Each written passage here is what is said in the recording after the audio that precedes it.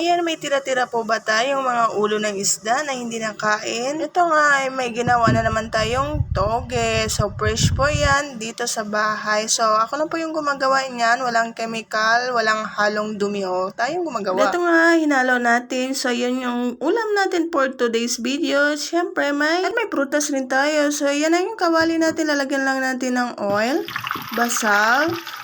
Depende sa dami ng gusto nyo. So, mas gusto ko yung marami kasi para lumasa talaga yung lulutuin natin. Tapos, naglagay rin tayo ng tom na giniling. So, yung bawang.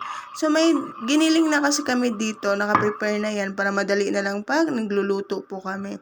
So, naglagay na lang din po tayo ng carrots para masustansya naman yung kakainin natin kahit nasa dami ng trabaho na ginagawa natin. Kahit papano is masustansya pa rin yung nilalagay natin sa tiyan natin. So, naglagay rin tayo ng Baguio beans. May Baguio beans sila dito. Pinauna ko yung matagal maluto. So, yan inuna ko. Kayo na po, depende po sa inyo kung ano yung gusto nyo. So, ako po ay ganyan po yung trip ko. So, nilagay na natin yung ulo ng isda. Na prinito kasi yan nung nakaraang araw. So, nilagay ko lang sa rep. Ay, sayang kasi yan itapon. Pati, kinukut-kut ko kasi yan. Kaso lang, hindi lahat makain kasi nga, matigas siya, nakaprito siya. So, lalagay natin sa gulay. At ayan na nga, may itinanim, may aanihin po tayo. So, ako lang pong gumagawa yan dito for 3 days. Ganyan na po yung itsura ng toge natin. Dito sa ibang bansa, kailangan may diskarte ka. Kung wala kang diskarte, patay ang kinabuhi. So, kailangan natin magtiis para may aanihin tayo. So, tinakpan ko lang yan. Tapos, nilalagyan ko lang siya ng mainit na tubig para madaling lumambot.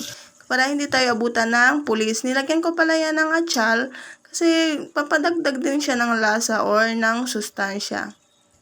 So, ayan lang natin yan hanggang lumambot. So, nakadepende yan sa lasa ng anong gusto nyong lasa. Naglagay lang din ako ng pilpil aswad or yung paminta, tapos asin. So, naglagay lang din ako dyan ng Knorr cubes. Hindi ko na napakita kanina. Buti nilang awa ng Diyos dito naman. Hindi naman ako pinapakialam ng among kukuha na yung lulutuin ko. Basta hindi lang makita.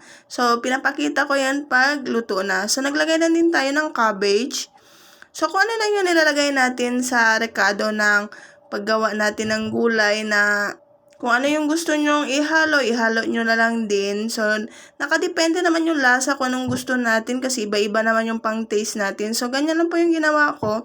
So, subukan nyo na rin to. Baka gusto nyo. Diba sayang yung mga ulo ng isda namin magagamit pa. Ay, makakain pa po yan. So, hindi po kayo magsisisi dahil sobrang sarap po talaga yan. So, hinuli ko na po yung toge kasi madali naman tong lumambot kasi payat naman po yung toge natin. So, naglagay lang din tayo ng spring onions or yung dahon ng sibuyas.